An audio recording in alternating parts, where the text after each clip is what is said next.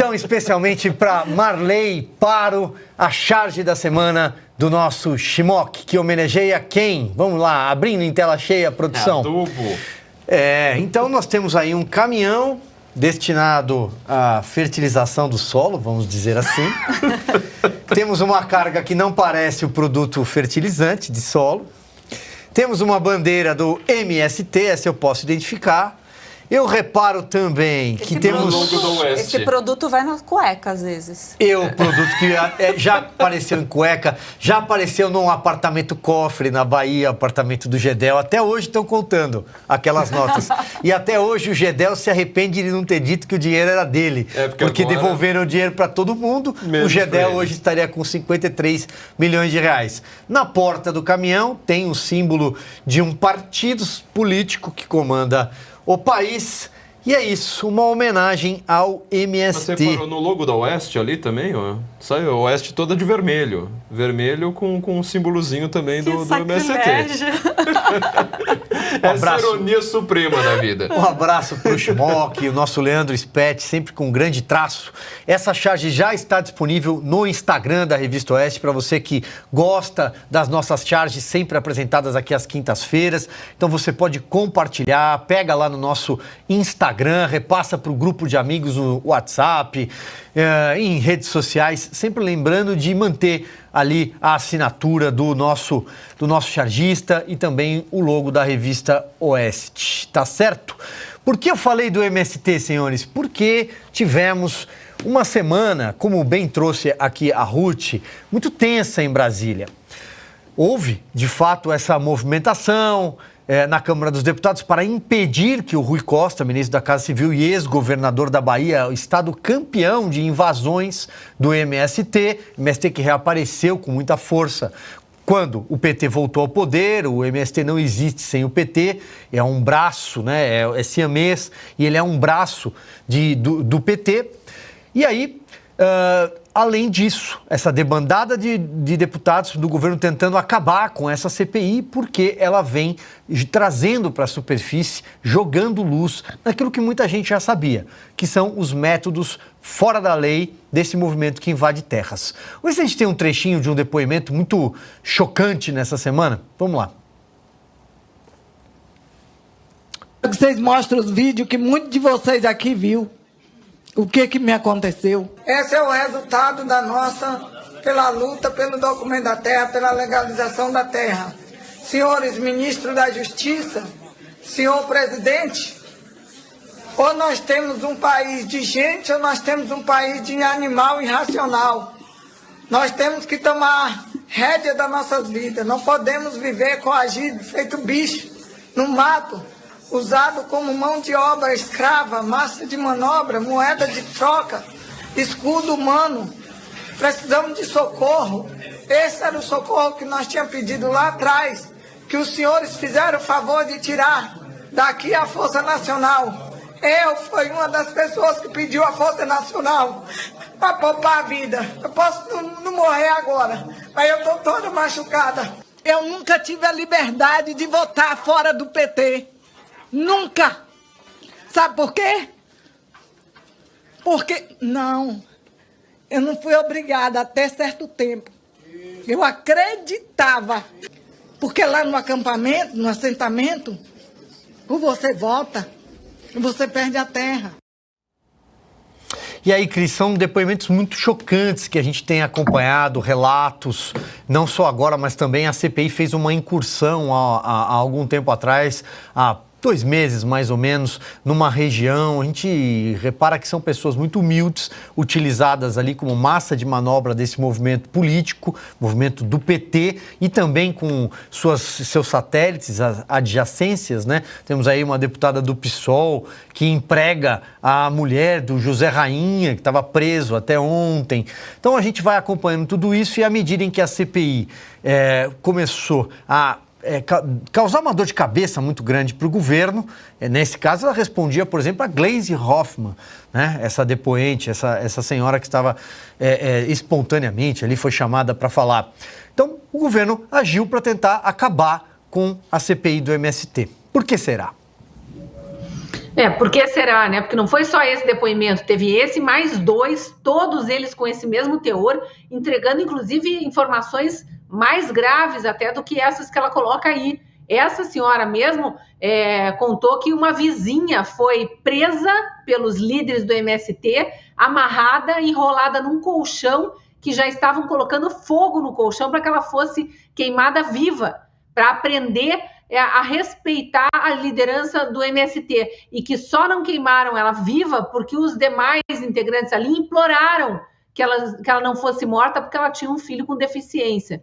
Então, inclusive ontem, né, no Oeste Sem Filtro, a gente entrevistando o deputado Zucco, que é o presidente da CPI, eu fiz essa pergunta diante de revelações tão trágicas, tão absurdas, de crimes tão graves, tão bárbaros. A CPI já não pode, de imediato, agir como polícia, já que ela tem esse papel de polícia, e pedir imediatamente que seja prisão preventiva desses líderes do MST aí, ameaçando pessoas de morte com casos como esse, e ele diz que sim, que eles vão para cima. Só que, horas depois, ficamos sabendo da manobra, né, desse desgoverno que está comprando deputados na cara dura, escancarando para quem quiser ver, e que conseguiu que PP, Republicanos e União Brasil simplesmente pulassem no colo do governo Lula agora e substituíssem integrantes da CPI, tirando deputados que são de oposição e colocando deputados que, embora pertençam a esses partidos, são declaradamente lulistas. E é assim que a CPI do MST caminha para um naufrágio, na opinião do governo, né? Vamos ver se os que resistem lá ainda, deputado Zucco, deputado Ricardo Salles, presidente e relator da CPI, e mais alguns integrantes que são, sim, da oposição a esse governo, conseguem fazer a verdade aparecer como tem conseguido até agora, porque a gente vai ver ali mais uma imposição de narrativas e lacração sem fim, como a gente está vendo na CPMI do 8 de janeiro, via Elisiane Gama e a bancada maranhense de peso que tem lá, né? Então, absurdos acontecendo. E só para lembrar, PP e Republicanos eram da coligação que tentou reeleger o ex-presidente Bolsonaro. E Republicanos tem Tarcísio, governador de São Paulo, tem Damares Alves, né, a ex-ministra da Mulher, da Família e dos Direitos Humanos, eleita senadora, tem vários nomes de projeção e que já estão falando com todas as letras que saem do Republicanos se o Republicanos forçar essa união com o governo Lula. Então, um absurdo que está acontecendo, e por trás disso tem a intenção do líder do Republicanos, o Marcos Pereira, que é pastor evangélico e já está conseguindo o ódio também dentro do setor, ódio é modo de dizer, né, mas a reprovação dentro do setor de evangélicos, porque ele está claramente em campanha para ele ser o sucessor de Arthur Lira na Câmara. Mas para isso ele está jogando a verdade no lixo, está vendendo a alma para o diabo, não dá para aceitar, né? Exatamente, não dá. Aliás, em relação a republicanos, em política é isso, né? Esses partidos trair e coçar é só começar. É impressionante, 7 meses de governo e já se entregou para o governo Lula. Que coisa, hein, Fabi? Só lembrando também que hoje teve o depoimento do Paulo Teixeira, Fabi. Ele que é ministro do Desenvolvimento Agrário. Esse ministério que só existe por causa do PT. O PT volta ao poder, eles criam o ministério do MST. Eu não sei por que não nomeiam o ministro Stedley. Já que vai para levar para a China, né, com o nosso dinheiro, por que não põe o Stedley para ser ministro? Ou já que só tem gente com passado criminal, por que não põe o Zé Rainha como ministro, né? Pois bem, mas não fui eu que falei da quadrilha, foi o Geraldo Alckmin, que está na garupa dessa quadrilha que voltou ao poder. Diga lá. Eu lembrei de uma canção antiga que toda criança brincava, Escravos de Jó, né? Tira, põe, é isso que eles estão fazendo. A Ruth, nossa colunista e correspondente lá de Brasília, acabou de trazer essa informação, acho que passou até meio batido, Ruth, que ela disse que esse pessoal todo aí que está combinandinho vai agora retirar quem havia colocado para dar uma assustadinha. Então, veja só como que age, né? Vamos dar uma assustada no pessoal ali do MST. Eles estão com a manguinha muito de fora. Então, o que a gente faz? A gente coloca um pessoal que vota junto com o governo. E aí agora a Ruth trouxe agora em primeira mão de que vai voltar, né, os parlamentares que estavam trabalhando muito bem, porque essa CPI estava revelando muitas coisas. Aliás, hoje, né, do depoimento de hoje, Salles, você tem uma paciência gigantesca, que pegou com toda assim, parcimônia, a voz baixa, falando ali com o ministro, explicando, ele tentando sair. Gente, ele tomou atropelo até do Kim Kataguiri. Gente, isso aconteceu. Se vocês não estão vendo, assistam, porque é diversão garantida para quem gosta, né, desse humor sádico. Porque essa CPI do MST estava produzindo esses resultados. Agora também a Ruth nos informou que dia 14 de setembro ela encerra. Mas até lá, acho que dá para puxar alguma coisa positiva para esclarecer e para que senhoras como, por exemplo, a dona Vânia, né, que foi feita palavras dela, e isso é muito forte, escudo humano.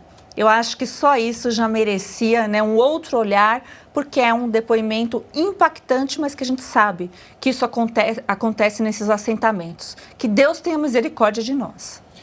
Flávio, falando aqui sobre mais um assunto, hoje eu me deparei com a notícia, né? Eu batendo o olho nas manchetes, o PT alugou uma TV, né? Uma TV mesmo, parabólica e tal.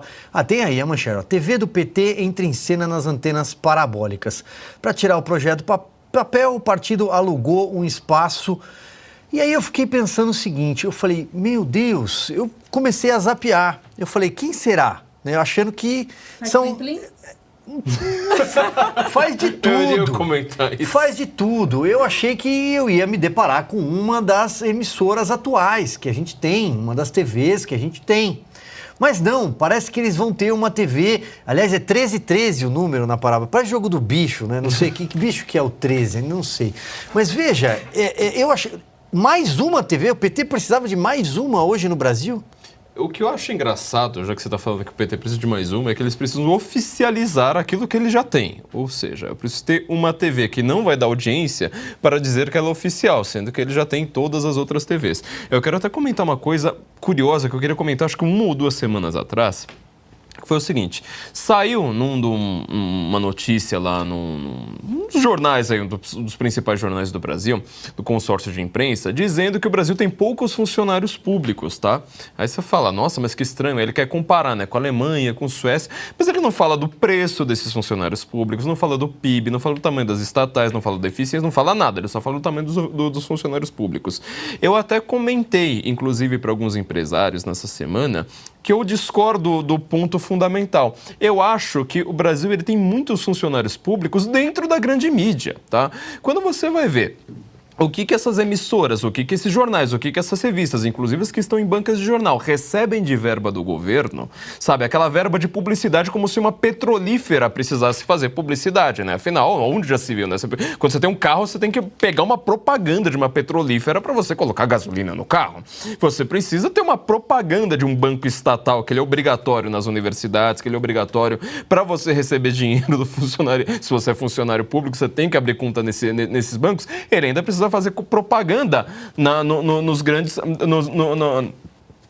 jornais, nas grandes rádios, nas grandes emissoras de TV, etc. Ou seja, as pessoas que trabalham na grande mídia, eu acho que elas são mais ou menos assim, 70% funcionárias públicas, porque se não tiver o poder do Estado ali, elas vão à falência. E você vê que o Lula ainda vai lá e quer colocar a TV Lula. Nós sempre comentamos aqui do perigo que é o Estado, tá? Os mandatários do Estado acharem que aquilo ali é uma propriedade particular deles. O Silvio sempre reclama, eu lembro que eu conheci o Silvio há uns 15 anos, reclamando, falando assim, por que o Lula fala, eu vou dar a Petrobras para não sei quem, olha, eu vou dar a Caixa Econômica Federal para não sei quem. Não é seu, não é seu. Agora aparece um ministro da Justiça que ele fala abertamente, por que eu mando na Polícia Federal? Então vou mandar a Polícia Federal na sua casa.